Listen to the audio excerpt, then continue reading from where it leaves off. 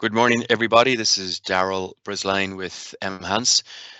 We're about to kick off our session on what Microsoft has delivered as part of their Wave 2 release for Dynamics Business Central. But if you bear with us for one more minute, we'll just wait for a few more people to join, and then we get going.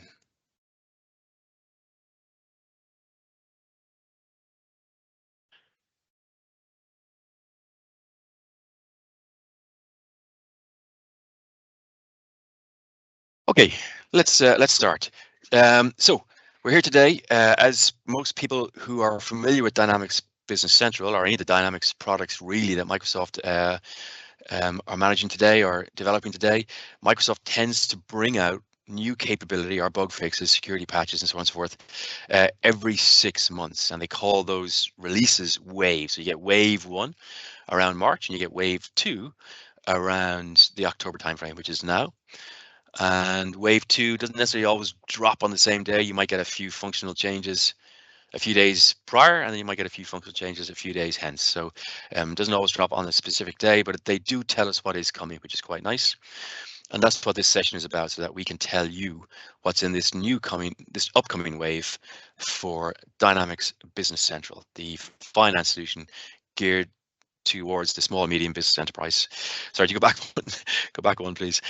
All right, so my name is Daryl Brisline. I'm a business development manager here with Hans on the Irish side of the operation, and I'm joined today by Steve Dybel, my colleague, who tends to be out on the coalface quite a bit, and we've dragged him back in today to give you to basically present the data that we want to present today. He'll be doing the heavy lifting, and he's the guy that knows all the nuances of Business Central, and so he'll be the one that will be able to explain, what's new, but more importantly, why that's important and why that's good. So after my little ramble here, I'll hand over to Steve. And then at the end, I'll take it back. I have a few slides just to share in relation to some events that we've got coming up as well.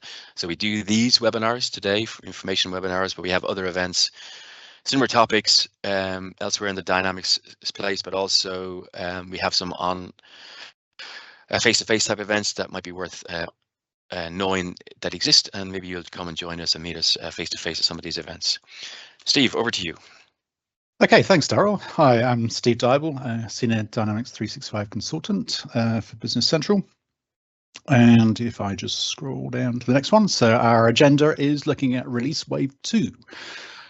So it says features. So these tend to be known to us or to the Business Central world around about September time. Some are available as a feature that we can view. Others are actually part of the application that come in October and trickle in during November, December, January.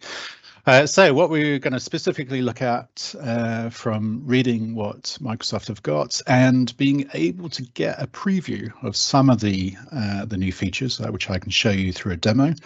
It's going to be looking at the application, which is really main for us all, looking at the core changes. There's a new area called subscriptions for contracts that is coming in, and then there's some extra additions within projects and service management. Projects was in Wave 1 this year, so April this year. It used to be called Jobs and is now called Projects. So Microsoft have now and are increasingly adding functionality to both the projects and service management modules within Business Central. And then we'll have a quick look at Copilot and AI innovation. This is becoming more and more prevalent inside Business Central. And then there's a small feature on the Power Platform side, which we'll have a quick look at, because back in April this year, they introduced better sort of workflow approvals within Power Automate and made that better in terms of having templates, so you weren't starting Power Automate from scratch from outside of Business Central. And then we're going to have a quick, nice look at some user experiences that we have, and then some reporter and data analysis, and then some others, extra elements. The actual changes that take place and the what's new features, it's quite a long list and involves also help on the development side. And And there's some architectural admin side as well that gets updated, but I'm not going to discuss those two because I understand that most people on this webinar will be more looking at applications. Okay, so without further ado, if we have a quick look at the application core, the first one is the use default quantity of 1 for GL accounts on documents. Okay, so what is that? It's more of an annoyance, really, in the previous versions as to you could have a purchase order. I'll do a quick demo in a second. You could have a purchase order or a sales order. You use a GL account instead of an item, and then you have to put the number 1 in, and then a value, a cost value. So they've just added a tagged on a new button, which I'll show you in a second.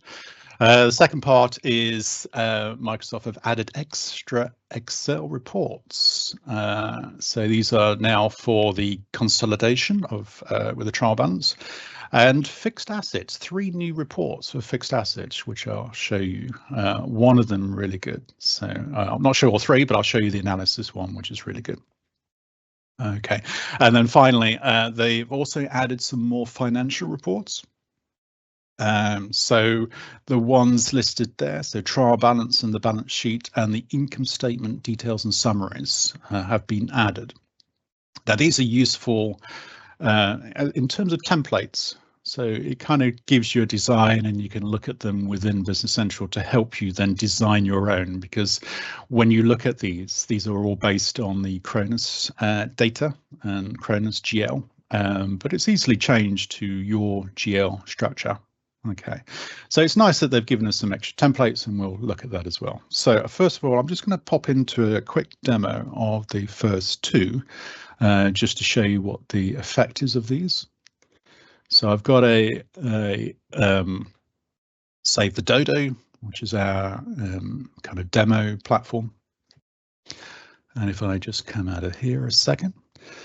So if I look at the GL one, for example, and just pop into a purchase order, and I'll just select this one at the bottom. Okay, so predominantly, if you have it set up this way, it's, usually an item that you would select. And so if you were selecting a GL, and I'll choose an account that I know is fine. So I think it was 62210. Okay, so nothing radical here, but what is radical is this number 1 is now defaulting in. So just makes it consistent with items, where you could also have items. So if I did choose an item, you could have had a quantity 1 there and then so forth. And there you can then start typing in the rest of the data. So that's all. It's a small bonus, a small addition, nothing massively radical, but it just saves that annoyance that a lot of people have. Okay, so other one, the fixed asset analysis. So there are some new previews. So if I just show you the preview side and show all 12. So this list itself has been expanded. If you remember, not so long ago, in fact, this time last year, you only had a handful of certain reports. Accounts payable, the aging side, and a couple of the other sides. Now we have this consolidated trial one, and we have 3 fixed assets. So just to save time from me generating these, if I just show you this one. So this is the analysis. I've only got 3 assets with some data on. So this is the fixed asset analysis Excel preview. Okay, all I did was I ran it in BC and it did a download, and this is when I opened the download. And it basically is opened up and it gives you FA posting type and a book value, drill down or filter.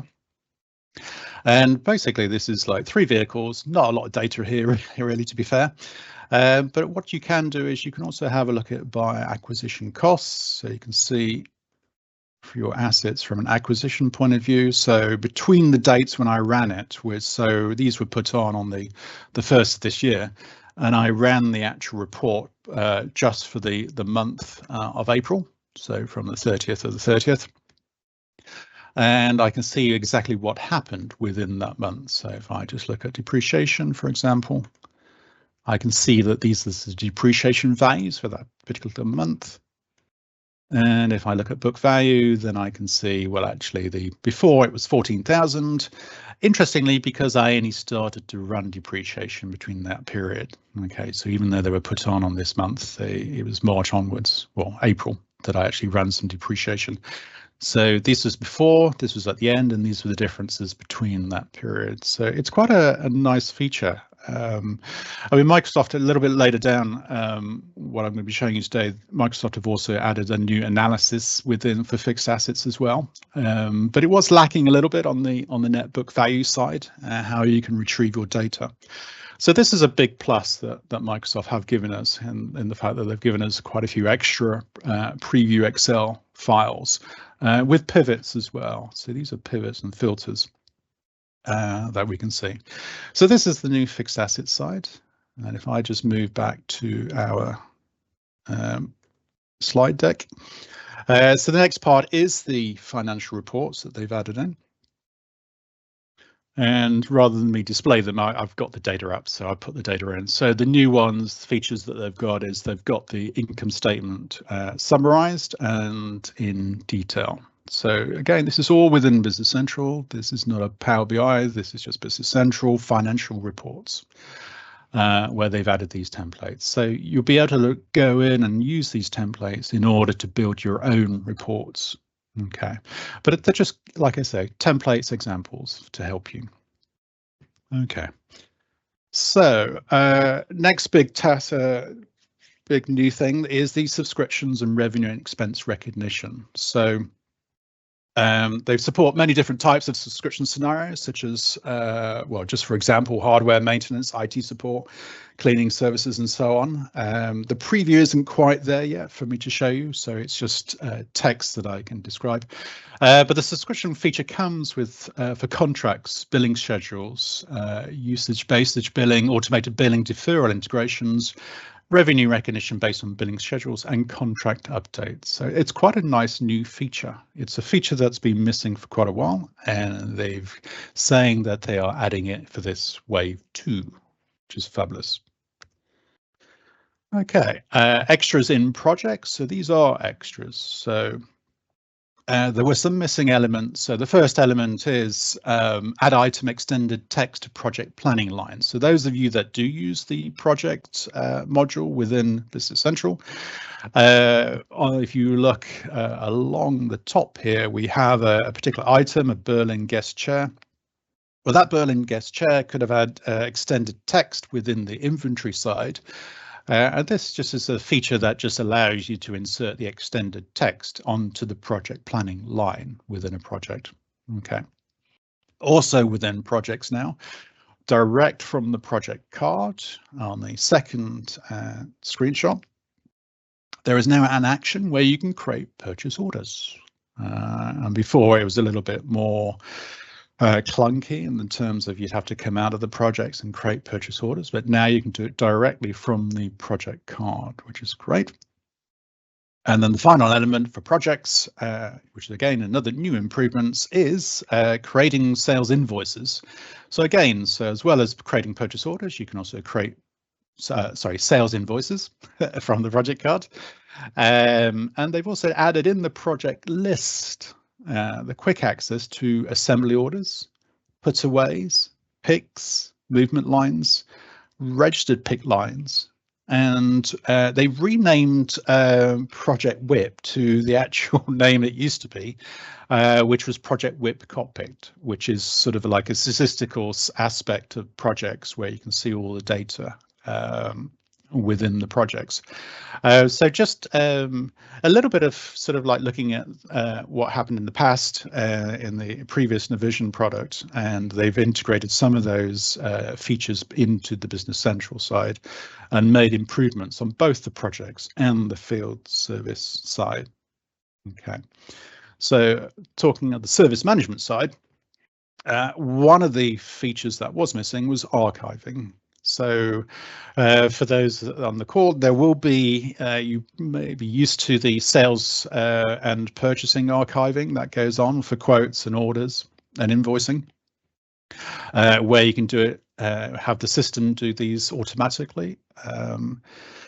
But you can also have them as a manual button as well. So it's the usual areas. And so when you delete a service quote or order, post a service order, or convert a quote to an order, it will do automatic archiving on that aspects. So you'll always have a snapshot, basically, of a particular position of a order, invoice or quote when you do a process. The other new feature is integrate field service with service management. Okay, so this came in on wave 1, so this is about April this year, but they've made a few improvements of performance. It's now bi-directional, so the top sort of screenshot you see here is the tables between Business Central and Dynamics 365 field service module. Where it's bi-directional, and they've improved the performance. Okay, and then the final screenshot is within Dynamics 365 field service. Within the work order, you can now see items that are available by location. Okay, so this is part of the synchronization also that they've done, which is quite a nice feature to make the two products almost seamless now. So, okay, so Copilot and AI innovation. So back in November last year, Microsoft introduced bank account reconciliations and marketing text on inventory items, which is quite fun on the marketing text side. And the bank account reconciliation, the reason why it's still on the list as what's new is because it's now generally available. Okay, this particular month.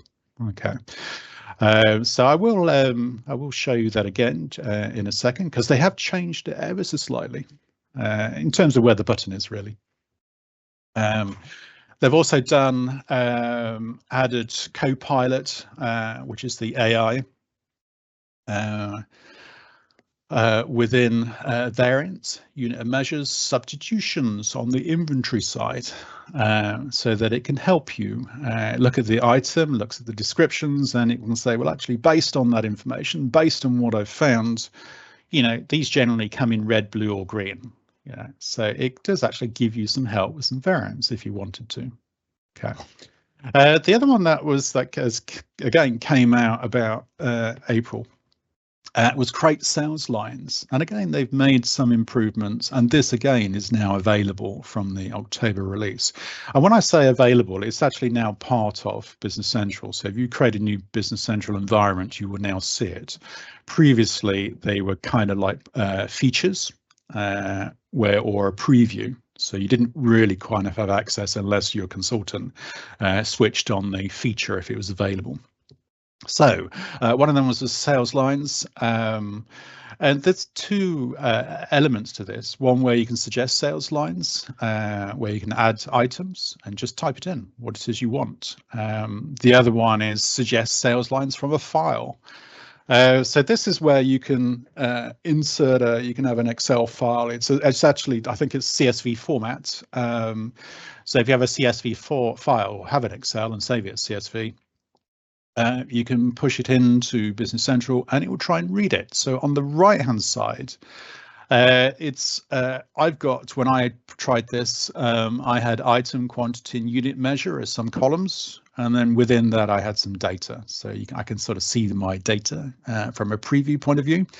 And then if I hit the generate button, it will create some lines. Okay, so that's just grabbing data from an Excel file and push it into Business Central. I wanted to demo that, but it was taking a while, so I'm not going to demo that bit, but I will demo the first two elements. Okay, and then just before I do the demo on the final section, they've added also Copilot to number series. Not quite sure of the total benefit here, but it's it looks at it can look at sort of historical documents, and it can generate a number sequence for you. Okay, or you can create. So it's a create or change, basically, number series.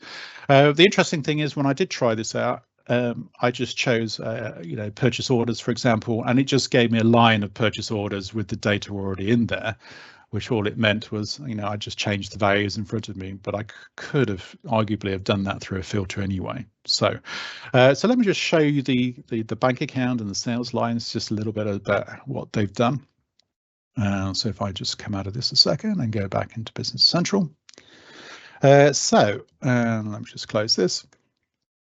So if I just pop into bank account reconciliations, so I have a very colorful icon for AI or Copilot and reconcile here, or I can actually go into the reconciliation window. So I have 4 transactions on my right hand side and actually 4 on the left as well. So this is my statement and these are my actual bank ledgers entries. And you'll notice now, previously the buttons were, the Copilot buttons were down here. They've now popped it up over here. And I have the word reconcile, but I also have the drop down where I can do both, a reconcile or something called a post difference to GL account. So if I was to touch reconcile,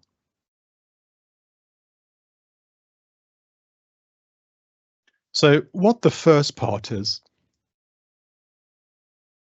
the first part says it's auto match one of 4 lines. So what the auto match section is, that's literally what Business Central would have done without Copilot. So it would have been able to match one of the lines.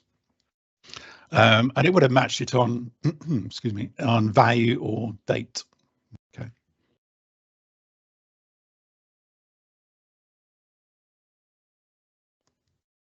And the Copilot is matched 2 of 4 lines. Okay, so it's matched funds for spring event 23. And it has a proposal link, so I can click on the proposal and I can see the actual bank account ledger entry. So I'm quite happy. It looks very good. It was a transfer of funds for spring 24. So the Copilot, what Copilot's done is it's looked at the text, the descriptions, and it can look at text in different orders as well. It doesn't have to be in the exact order. So it could have been 2024 spring instead of spring 24, for example, on the statement line. So it doesn't matter the order of the words now. The other one is deposit to account and with a date. And if I pop over with a value 71, and it's got match with multiple entries. So I can see multiple entries. So the standard Business Central kind of auto matching wouldn't have been able to do this. It wouldn't have been because it's only looking for one-to-one matching or mapping. So Copilot has found 2 documents that either match the supplier or or something within the description or document number. So I'm pretty sure in our case it was the document number that it saw, deposit 3 and deposit 4. So these are basically Copilot is looking at text within each one. Okay, so if I just say, yeah, I'm going to keep that, I'm quite happy with that. So 75% were matched, and all it's left now is a bank charge at the bottom. So, okay, how are we going to see that? Because it's on the statement, but not on the within the bank ledger entries.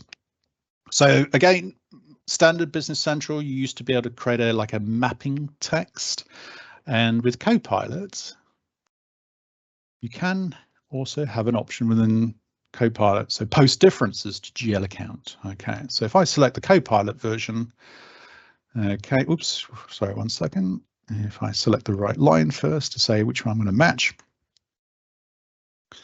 Okay, and what it's going to do is it's going to look at the word bank charge and it will go, okay, well, let me try and find an account, a GL account that kind of has the word bank charge in it or something along those lines. So again, it gives me a proposal. So it gives me the ability to say it's found banking fees. Okay, so that's as close as it got. So even though I had the word bank charge, it found banking fees as a GL. And if you're happy with that, then we can hit save and then it will auto remember that for next time. Okay. and then I would go ahead and keep it, but I did a template and a journal, which is why it's, let me just pop something in here just so that I can do keep it. Let's just do default. Okay, and keep it. So then what it will do, it now has generated a GL on this side. Perfect, completely matches. So that's the using Copilot for a bank reconciliation. So very, very helpful. And then the second one was the sales orders. So it was the items. So if I go to a sales order and just pop into this one. Okay, so if you remember, this one is, if I click here, there were the two options. So suggest sales lines or suggest sales lines from file. So this is the one where you can drag and drop a CSV file. Then it gives you a prompt to Windows to make sure that your columns, it thinks that the columns that you have match, you know, quantity, product, and unit of measure. Because it takes about 5 minutes, I'll not do that one. But what I will do is just show you this one, suggest sales lines. Because I've had a few comments back as to why would you use this, but what you could do is you can cut and paste from, I don't know, from Outlook. I mean, there is like an Outlook integration anyway, but you can also cut and paste from, you know, or somebody's having a conversation, or you're having a direct conversation with the customer. And they say, oh, could we buy, you know, certain items? So, for examples, you could say add items, and I think it was Athens desk. It was the London chair, possibly. Definitely a Paris chair, and a Rome, possibly Rome desk. Okay, so if I hit generate, what it will do is it will look through inventory and it will try and find what I've typed in. So you didn't need to be perfect case. It's found Athens desk, London chair, Paris, and Rome. So it managed to find them all, and all I have to do here is click insert, and then it goes again. I can pop them in. So that's just a different method of you know, suggesting lines and using Copilot. Okay. So let's go back and okay, right. So if I just look at the adapt faster with Power Platform, so it's not a biggie. It was biggie in the last version. All really that they've said here on the Power Platform side is the new integration configuration templates for something called Dataverse integrations. So for those of you that Dataverse is used between Business Central and Dynamics 365 Sales. So it's really, you know, other platforms. So you saw earlier a screenshot for field service within the integration table mappings. This is really talking about table config templates. So this is moving data from CRM sales into Business Central, but also then suggesting, for example, using a template for customer groups, which will give different postings and other settings. So it's not entirely a complete sort of like field mapping from one to another. It's actually saying, well, actually, if it's a Euro customer, then use this Euro posting, or rest of the world, or UK and domestic VAT, that kind of thing. So it's the ability to add a template that they've added.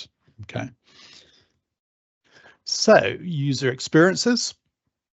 The first one is the drag and drop to attach multiple files to cards and documents. So normally it used to be just one file that you can drag and drop in the attachment area. Now you can do multiples. So if you've got I don't know, a purchase order for a supplier, you might have various backup documents that you just want to grab and then drop against your purchase order as an attachment. Okay. So that has kind of been around as a feature, and now it's available in October going forward. The new one that is in October, or a new feature that you won't have seen previously, is the second one. So change the data search method in lists. So you have in various different lists, you'll have the search button in order to search for particular items. One of the issues was, so if you search for text black chair, for example, it wouldn't find the Paris guest chair black because of the sequence of the wording. So the new modern search has got around that and said, well, actually, we're just going to look at the text pieces and grab the text pieces that make up the actual description, in this case, of an item. So now on the modern search, I can type in black chair and it will find the Paris guest chair black. OK, so it doesn't matter about the sequence, and it defaults into use modern search. And it says faster as well, so they've obviously changed the engine behind the scenes in order to try and find the actual product. So that's really kind of the difference between the two types, the modern search and the legacy search, okay, which is a nice feature. And you'll notice it's when it's in your version of Business Central, when you see the little drop down arrow, when that appears, then you know you've got now using the modern search option. Okay, and then the final one for the user experience is the resize columns, even when personalization isn't enabled. So within Business Central, you could change the columns, but then when you then go back to the page it's defaulted back. Okay, you used to do it through either a role customization or a personalization to change the column widths. It tends to be more on the description columns that you would do this. Now it's available, okay, in the new release. The only thing I did read was that it's stored at browser level. So if it is stored at browser level, and if you opened your Business Central incognito, then the likelihood is it's not going to remember, because as soon as you come off the website, those changes are lost.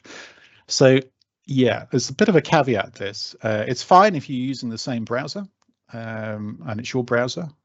Switch to another person's browser and it may be different, the way that it looks. So that's just a word of caution on this one, stored at browser level. Okay. So, reporting and data analysis. So what Microsoft have done, you've seen and would have seen the analyze option. So this button here, so within list pages, you tend, or a lot of different list pages, you tend to get the analysis icon, which takes you, for those that use Dynamics GP, like a smart list page. Now within Copilot, there's an analyze list option where you can suddenly put in, some bit of text. And this will help you build an analysis. So this one says group by item category. If I'm within inventory or the inventory items list, and it should give me a group by items category. Okay, which I'll show you in a second. And then the other one, the new one, fixed assets ad hoc analysis. So this wasn't available, strangely enough, wasn't available on prior versions. So something along the lines of within the fixed asset ledger entries, calculate NBV per asset. If you now type that in, it will give you an analysis based on what you've requested.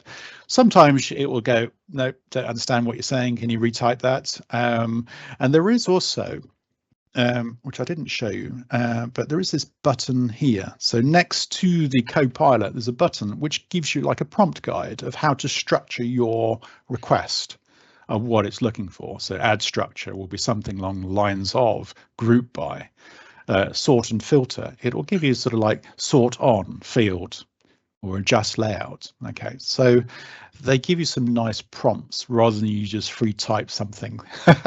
So it's pretty cool. And then the final section on this is additional embedded Power BI reports out of the box across the following modules. Now, it's within finance, sales, purchasing, inventory, manufacturing, and projects. And this is pretty cool. The only caveat is I haven't got them, so it's not released yet. So I can't show you what they look like. There was an inventory one I can show you. which is pretty cool. But I can't wait, because this will be like a pack then that you can have within Business Central. Or you have it on within my reports within Power BI. Okay, so if I just do a quick demo on this, so if I just 1 second, let's pop back into sales orders. All right, so let's come out of this. So if I was just to show you the two, so there was the items one first, and there is, just to explain, now and again you'll get this new show in page option. So I will go to analyze list in a second, but there's a show in page which suddenly puts Copilot kind of on the page, also in the middle at the bottom, so it's a bit distracting. So it's a toggle, so I don't tend to use it. But if I analyze lists, then this is where I can start typing something and say, well, give me something about inventory. Okay, and this is where you can actually, group by show average cost per category, that kind of thing, pivot on salesperson, then sales, and then sort and filter. So they give you the quite nice prompts. Okay, so if I was just to do that, group by item category, probably not the best one, but let's just group by item category, and then just generate. What it will do, it takes me to an analysis tab. Okay, so here we go, analysis tab. So in the analysis tab, it even gives me I said group by item category, so it's kind of given me item category as the name, which I could change if I'm not happy. If I'm happy with it, I can keep it. Okay, so this is literally just, what items do I have within these categories, for example. So back on my chairs, you can see my Paris, London chairs. Okay, so that's just a simple list, but this was within inventory. I could have gone to, and I'll do the fixed assets one. So if I think I may have had it as a shortcut. So fixed asset ledger entries. So not a lot going on here, just acquisition costs and depreciation. But I could do, click on here, analyze list, and from memory, I think I just said, I didn't even say calculate, I just said calc. It recognized my short wording for calculate by item category. I think I said no, that's not that one. Calculate. It's not that. It's calc NBV. So calc NBV per asset. So it even recognizes NBV, and if I hit generate.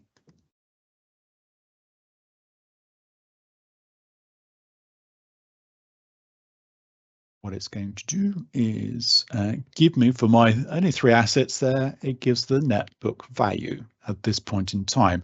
And then standard analysis stuff, I can expand and I can see how this was made up. So acquisition costs and various depreciations that took place in order to get the actual net book value. Okay, so Microsoft is saying this is a new analysis that they've added on the fixed asset side, which is great. Okay. So if I just pop back, so that's those two. And the Power BI, just very briefly, the Power BI one, if I just scroll down, so these are embedded. So if I move across down to my Power BI section, so I do have, as it loads, this was the item sales dashboard one that I had. So if I just have a look, I can, if I had other reports, then I'd be able to see all the other reports. Okay, so just seeing whether I could have got that bigger for you. Well, usual standard Business Central. Yeah, I've only got the 1 reports. Okay, oops, there is expand. Let me just do that one. Okay, so you can see it bigger. So this is all within Business Central. Linking to your own workspace within powerbi.com. Okay, so I've only got items, but according to Microsoft, they are going to do financials and manufacturing and project, which will be amazing. Okay, so let's just finish off with the last slide. Okay, which is others. So just the final pieces I picked up. There are, as I said, there's quite a lot of what's new elements, small bits. But one I saw here was for anybody using WMS, warehouse management systems. When you do a warehouse transaction, you used to, for a warehouse user, they could only do one transaction at a time. It used to be locked out of other transactions if you had multiple warehouse users doing entries. So they've now resolved that as a minor issue. And the second option here was the job queue entries. People may go, oh, what's a job queue? It's basically there are jobs that can run in the background. You may not even be aware of jobs running in the background, but even something as simple as workflows. And a notification email then gets sent out to the next approver. Well, that's something within a workflow. And prior to that, if people suddenly said, oh, I'm not getting any notification emails, somebody would then be prompted, okay, let me go to the job queue. Now you can have the job queue emailing you when there's an issue, okay, or an IT person or somebody within the organization that looks at job queues. So they've got a little wizard going on where you can actually set up job queue notifications, which also link to a Power Automate template for the email notification. So it's all done for you, which is great. You just have to follow the wizard. And then just from an environmental update option, they changed it so that you have, it's optional whether you have all updates happen. So Microsoft, as they trickle feed in, so although this is wave 2, they will trickle feed in updates throughout between October and April. They will trickle in some features, but you don't have to have them all in one go. You know, if you think that we've got some bespoke in here that we wrote ourselves, or a third party have requested from us, just hold on before that update happens because they've got to make some updates, then it's optional now whether you have minor updates popping in. Okay, and then the other one was the top one I missed out was the 5-month update period for major updates. So you can delay it by up to 5 months. Okay, so again, tends to be not so much Microsoft asking you for this. It will be maybe if you've got third-party apps within your Business Central environment, they may say, could you just hold on, having the major update release while we just fix our issue? Or you may, for some other reason, want to delay it up to 5 months. Okay, and then just the very final ones. Microsoft have made some further improvements with the Shopify integrations between Business Central and Shopify. And they've also made some improvements with e-documents. E-documents is for documents that are electronic documents that are coming in that follow something along the lines of POPL, which is happening in Europe. We use another product, Continua, which is way more advanced, but Microsoft are trying to catch up because of the European legislation coming out soon. And if you wanted to see everything that, all the additional features, if you Google the Dynamics 365 Business Central 2024 Release Wave 2, it'll open up a Microsoft Learn website. Okay, right. Okay, thank you very much. Over to you, Daryl. Steve, that was fantastic. If ever you come out of Dynamics, you can always get a job doing audiobooks. Thank you very much. Okay, listen, thank you for that. If you don't mind bringing up the next slide there, Steve, or whoever's controlling the slides. That one there, thank you. Just first, if anybody has any questions, they can just ask there through the Q&A window. So if there's anything that's come up in what Steve has presented, either ask here or else, of course, contact your account manager after the fact at any time. So just before I let you go, just a quick overview of some of the other events that we have coming up. There might be an interest to you on some of these.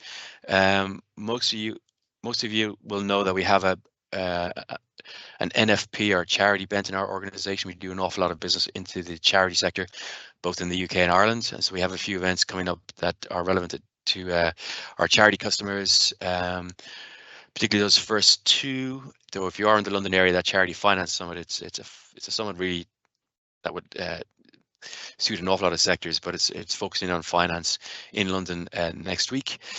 More importantly, there's an AI summit coming up. Again, on premise, AI, as you saw, even within the finance world, as Steve has demonstrated here this morning, is becoming just more and more part of our day-to-day life.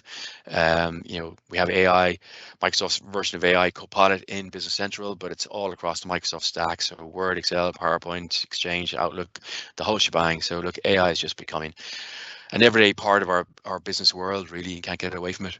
Not a bad thing though. Then we will be attending a large global charity event in Washington State in later in the month. One of our guys will be over at that, the Net Hope event. I'm working through this because I do want to get to the next event. Strange name, Yavrio, but it's a new partner that we've gotten into bed with, and they provide essentially a banking app that works really well with Business Central, and all the banks that we tend to hit within the Irish and UK market. And essentially what it does is, we're familiar today probably with paying our suppliers. We do a payment run, we produce a file, be it a BACS file or a SEPA file, and we send that over, or we hop onto our bank website and we import it, and next thing all our suppliers are paid, or maybe collecting direct debits. While there's automation there is that kind of manual step to having to hop onto your bank account and bringing that in. Yavrio there automates all of that. So it reaches out to your bank, it sends the supplier payments, it automatically grabs your statements for reconciliation purposes, and it can keep you up to date. It can show you your bank balance at any time. So it has a continuous connection with your bank, so no manual intervention needed. So look out for that on the 22nd. Useful little utility, just again, time saver, efficiency when it comes to some finance work that we all do day to day.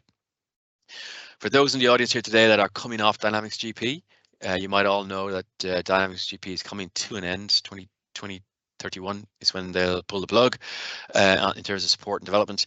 And so we have an event on the 23rd of October, just kind of dealing with that announcement and showing or offering options. Working down, the next one is a PopDoc from E1, how that might impact anybody on Business Central. It's a great way of looking at your Business Central data, but also reaching out to your historical data, because most of you have come to Business Central in recent times. So that means your historical data, your historical transactional data is probably still on something like GP or some other legacy system. PopDoc is a great way from a partner of ours called E1 to look at your current data out of Business Central, and at the same time, for variance reporting, for example, look at historical data on your legacy application. So join us on the 30th of October for that event. That's webinar. And then again, a few charity events, but more that second last event. So for anybody in Business Central, one of our customers in Business Central, we're going to set up a quarterly roundtable meeting with our customer base on Business Central, where you can come. Either some of the events will be virtual, some of the events will be in person.